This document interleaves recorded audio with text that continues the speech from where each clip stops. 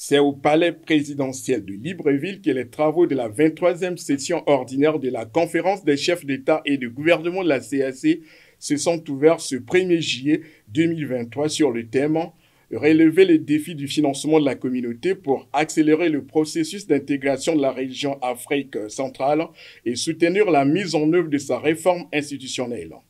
Ce sommet auquel on prépare 8 chefs d'État dont Denis Sassou Nguesso du Congo ainsi que les représentants des organisations régionales et internationales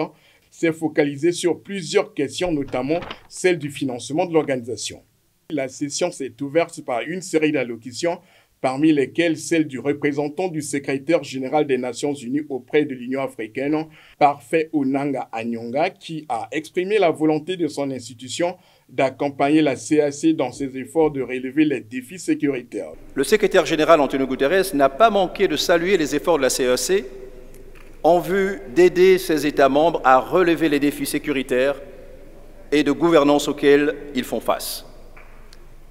Le secrétaire général s'est aussi félicité de la bonne coopération entre l'UNOCA et la CEAC